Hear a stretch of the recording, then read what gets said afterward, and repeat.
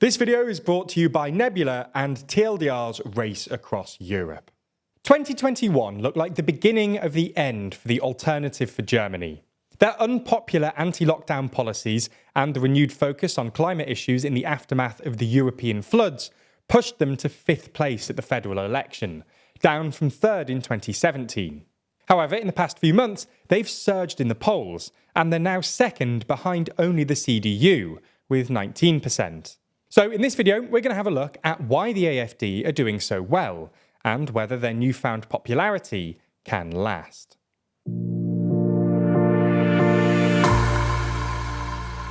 Before we start, if you haven't already, please consider subscribing and ringing the bell to stay in the loop and be notified when we release new videos.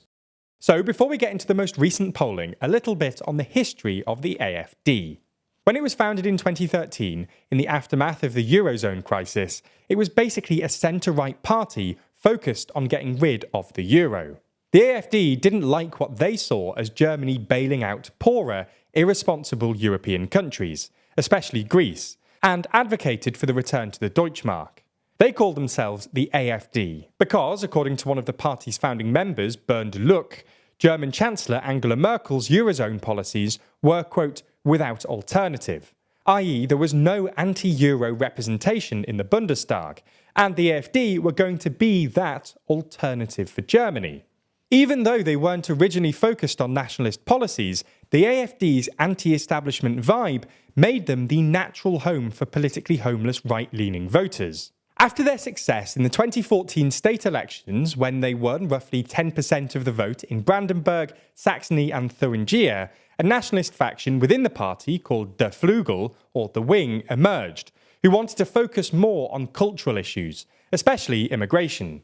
Ever since, the AfD has been defined by a constant internal struggle between those two factions. The moderates, who were originally focused on leaving the Eurozone and reducing the size of the German state, and the nationalists, represented by Der Flügel, who want to focus more on cultural issues and issues of German national identity, and are generally more open to spending a bit more money if they think it'll win them votes.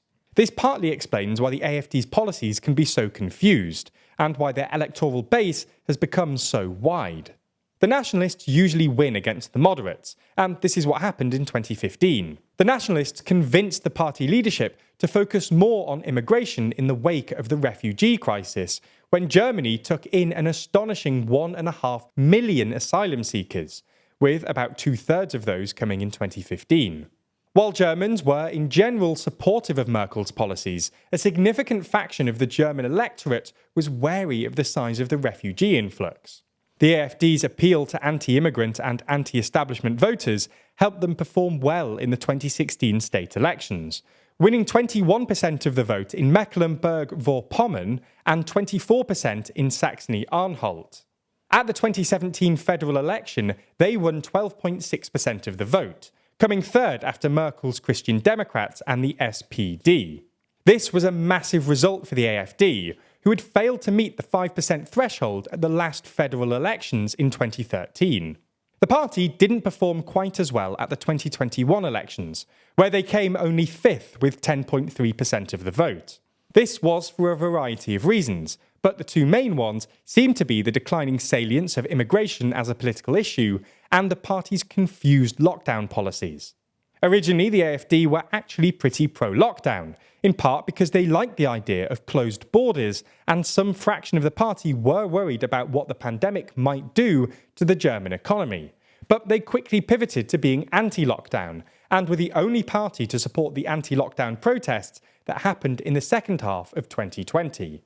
However, in the 18 months since the last election, the AfD have surged, going from 10% in the polls last year to 19% today, on par with the SPD. The data suggests the AfD's rise is mainly a symptom of antipathy amongst the German electorate towards the governing coalition. A poll from earlier this year, for example, found that only 32% of would-be AfD voters were actually ideologically aligned with the party, while 67% said they were mainly supporting the party out of disappointment with the other parties. As we explained in a previous video, the three parties within the coalition really aren't getting along at the moment.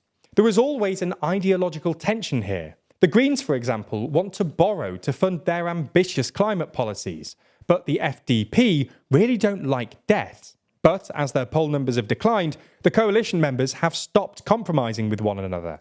Instead, the parties force through policies that play well with their base, even if they're not generally popular. The FDP, for example, forced a last-minute change to the EU's new emissions rules, and the Green Party have forced through the closure of Germany's remaining nuclear power plants, despite the fact that most Germans oppose it and are currently trying to implement a controversial policy that would ban new gas and oil boilers in favour of heat pumps. Despite the fact that heat pump installation will be heavily subsidised, it's still expensive and therefore unpopular, and about 3/4 of Germans oppose the policy. Now, you might expect this disappointment to benefit the Christian Democrats, given they're the official opposition. But while the CDU have seen some improvements in the polls, they've supported the coalition's key policies, including most of the Ukraine and climate policies, which has allowed the AfD to present themselves as the real opposition. The AfD are the only party that really opposes either the nuclear shutdown or the new heat pump law, and while the leadership isn't actively pro-Russia, the AfD are clearly the most Russia-sympathetic party in German politics. Their anti-establishment posture as the real opposition is why the AfD's voter base is politically diverse. While they're most popular with older men and disaffected CDU voters, polling suggests that the AfD are also drawing votes from all three parties in the governing coalition. So where do the AfD go from here? Well, it probably depends on whether the coalition's infighting continues. This looks likely given the headwinds facing the German economy. Germany has the worst outlook in the G7, and Eurozone inflation remains stubbornly high. If the AfD continue to perform well at elections, it'll strain the cordon sanitaire that currently surrounds them. Every time the other parties refuse to form a coalition with the AfD, it lends credence to their anti-establishment narrative, and the grand coalitions that emerge tend to be unpopular and mute the other parties' ideological profiles, creating more political space for the AfD. All in all, it'll be interesting to see if the AfD can maintain their poll numbers until the next election, and how the main parties react.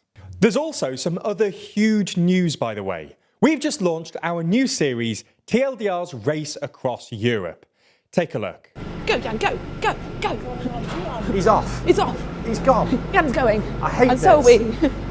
I hate this. Oh no! Oh, it's harsh to my vibe, so hard. This is the worst thing that could have happened. I mean, Jack is definitely lost. There's no other way. Guys, it's not looking good. What? What do you mean? What do you mean? We've come through some kind of police barricade. I'm afraid she's dead. I don't know where this Jeremy. Look at those geese. It goes so fast. Oh, I know. Now, you can watch the first episode on the TLDR EU channel right now. But we're also releasing every subsequent episode a week early on Nebula. So if you're a Nebula subscriber, you can watch the first 2 episodes right now, totally ad-free. That's true of all TLDR content, by the way. We regularly release our videos on Nebula before they come to YouTube, and everything's ad-free, so not even this advert is here. It's not just the race either. Every week, TLDR produces well over an hour's worth of content, which is exclusively for Nebula. That's exclusive discussions where our team share their thoughts on the latest stories, extended daily briefings, our Nebula series This Week in Parliament, and even full explainers. So if you want the full TLDR experience, you really ought to be on Nebula. Sign up now using our link in the description to get everything the platform has to offer for just £2 a month.